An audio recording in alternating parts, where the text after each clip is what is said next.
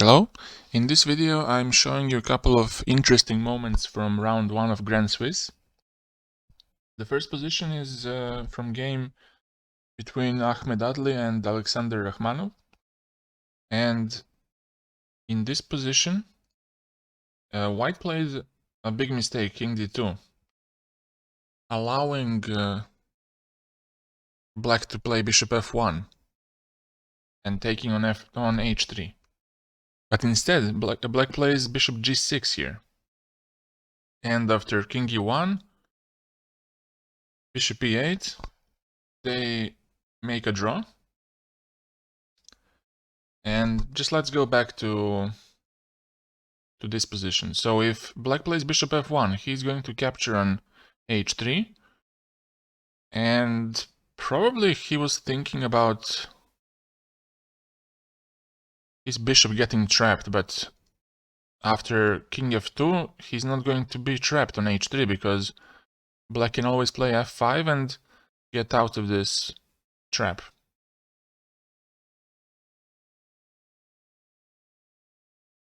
One of the bigger upsets happened in this game between Ante Brkic and Maxim Matlakov.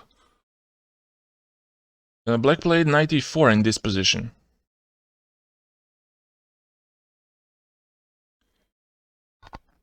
He should have played just rook a e8, and it's still a slightly more passive position, but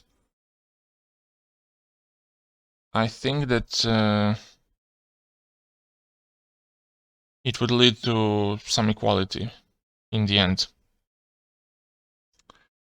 Knight e4 was played, and here White just took on e7 and played f3. And now basically White is gaining 2 minor pieces for a rook. Black tries to control e4 so he can capture with his pawn on e4 without getting captured. White plays bishop g5 to try to save h4 pawn. And now queen b4.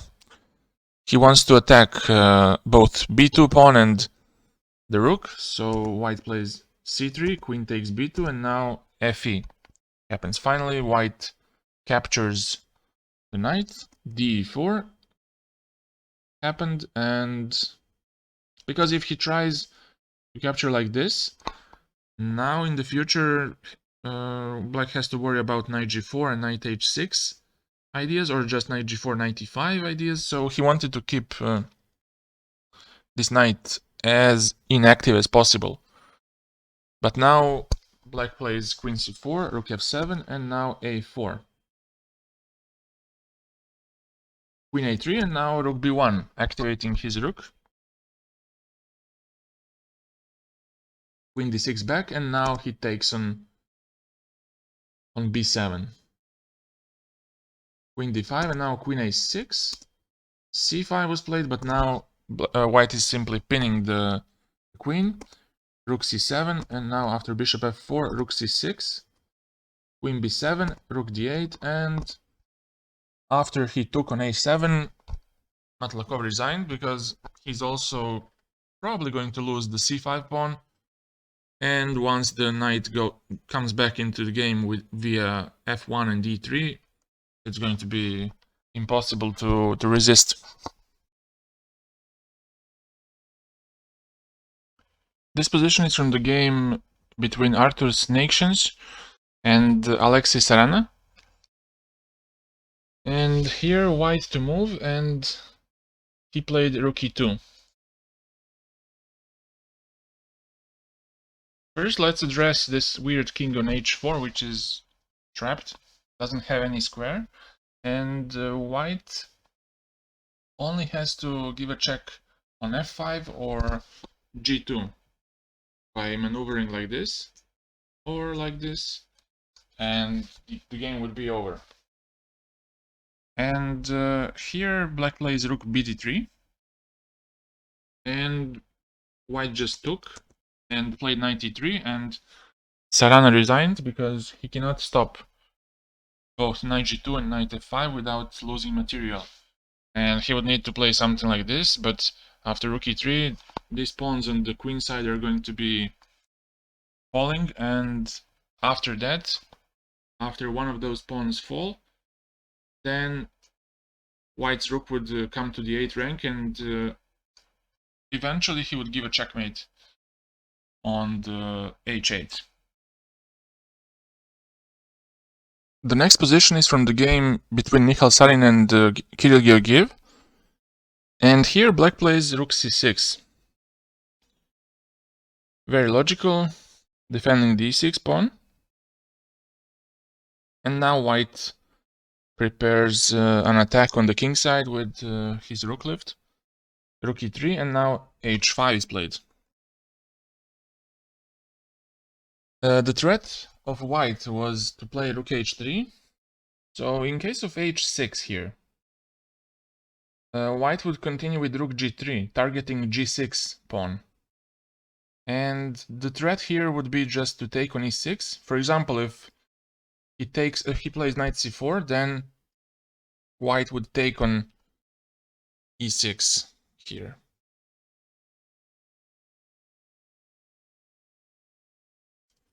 And if queen takes, queen g6 with a checkmate.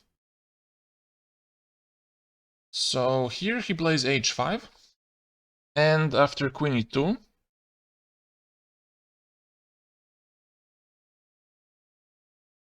queen c8 was played.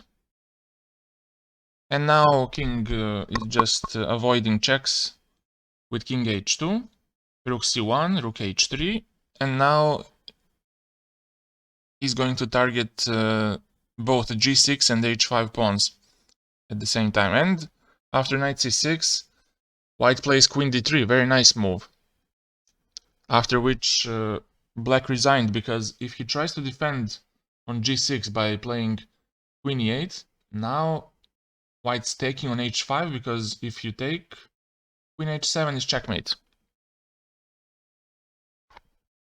And also there is this threat of rook h8. So if you try bishop g7, then he takes, and goes rook h7. If king g8, then you can just get your queen in the attack, and it's over, because next moves are going to be rook h8, queen h7, or queen h6, and there's nothing black can do.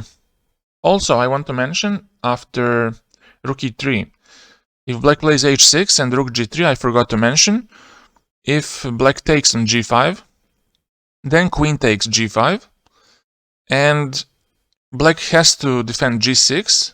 If he does that, then rook h3, and if bishop g7 to stop the checkmate on h8, then white captures, and if queen g7, then queen d8.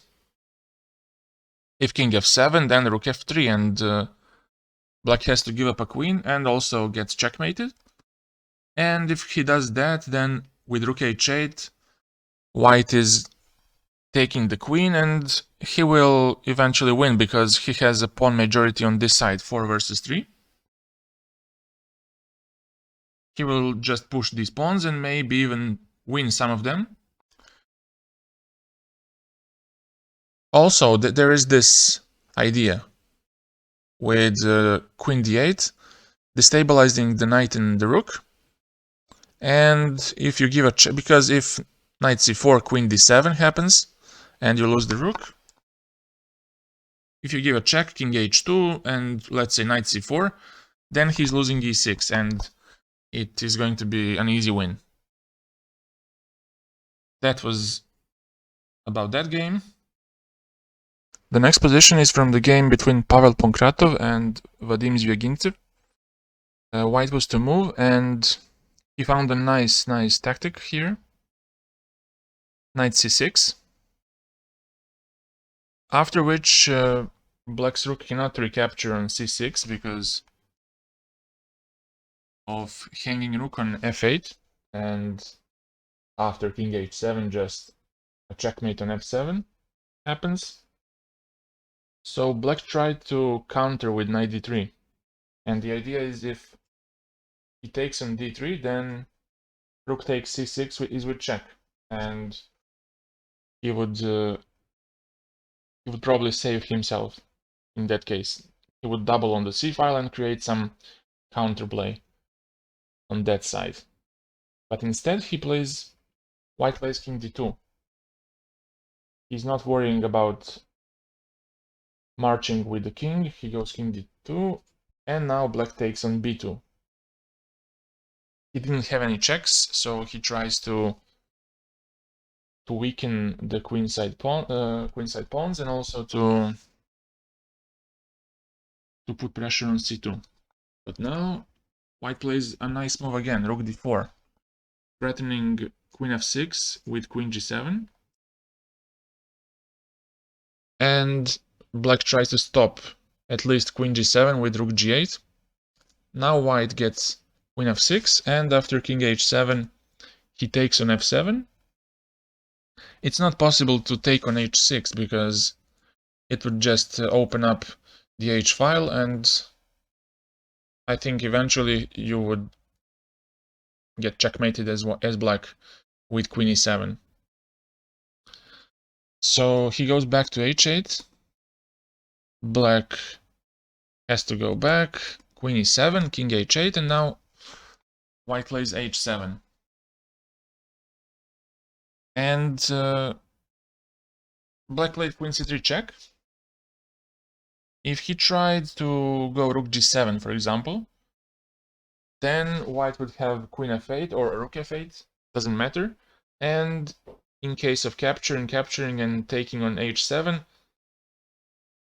we would see a checkmate on h4. And also, if the rook gets away from g8, let's say to e8, then we have a queen f6 check, and after he captures, rook h4 and rook h8, with again a checkmate.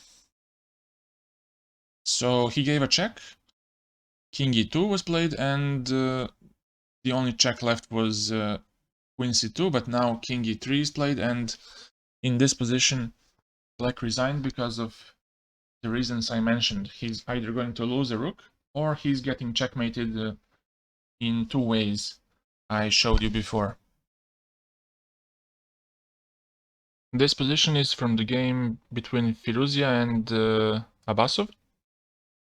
And here Firouzja played an interesting move, g4. Trying to open up the king side. And here black took, which is not good, because it's opening up the king side and allowing white to gain the initiative here. Maybe it was better just to focus on the queen side, opening up there with b4. And in case of gh, then he would shatter his pawn structure, so it's not that attractive. But he took on g4, and after hg, the point is that after bishop g4, which is played in the game, white can simply capture on c6, because if he takes on d1, then we have this Anastasius mate. 97, and after king h7, rook h1, with a quick checkmate. So after knight c6, he had to go to e8, and now his queenside pawns are really vulnerable after rook d5. b5 is going to get under attack pretty soon. Black played rook ac8, and now knight a7, attacking b2 and also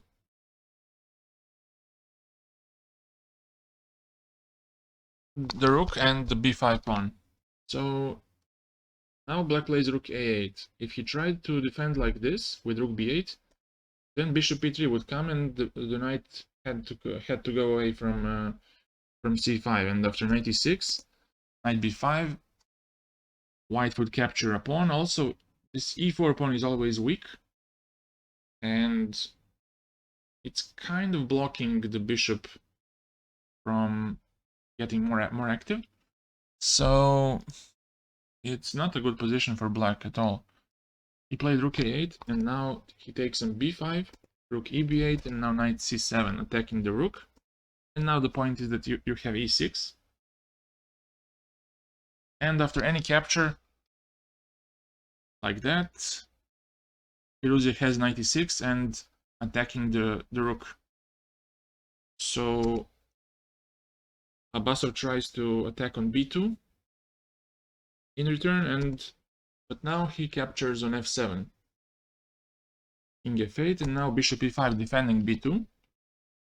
Knight d7, and after a nice combination, rook d7, bishop d7, rook h1, black resigned because of rook h8 threat.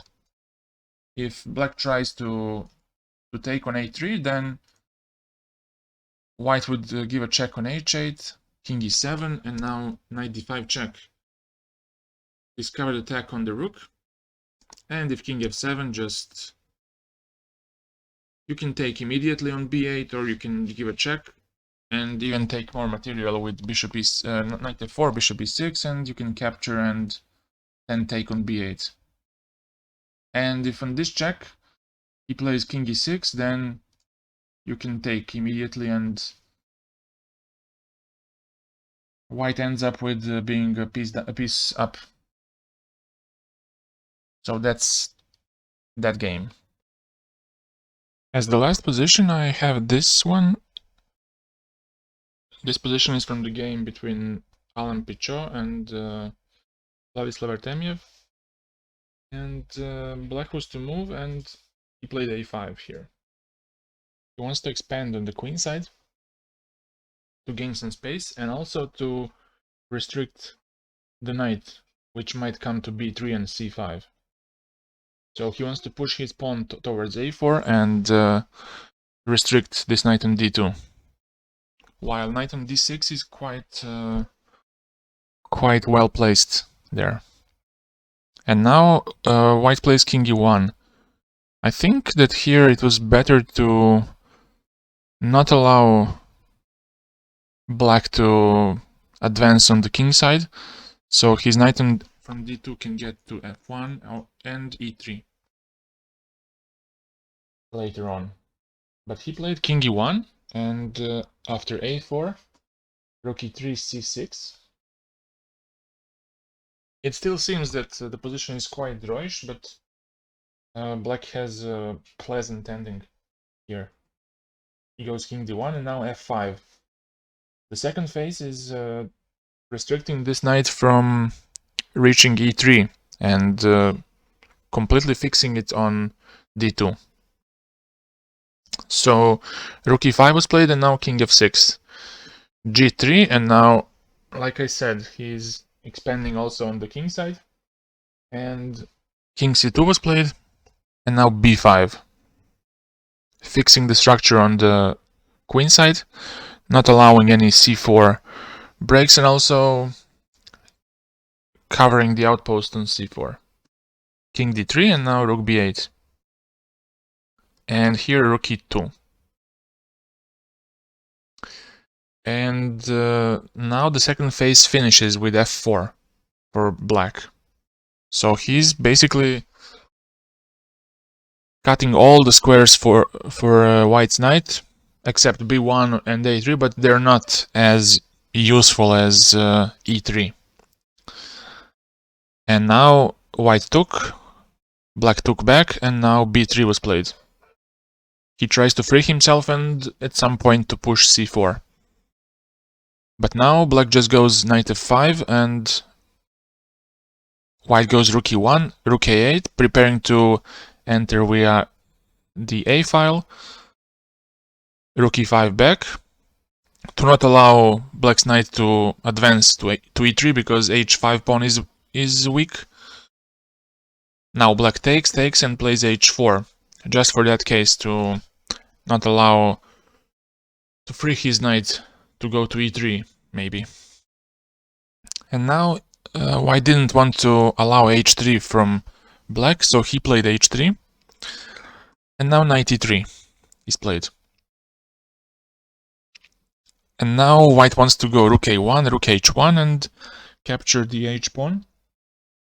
and start pushing his h-pawn.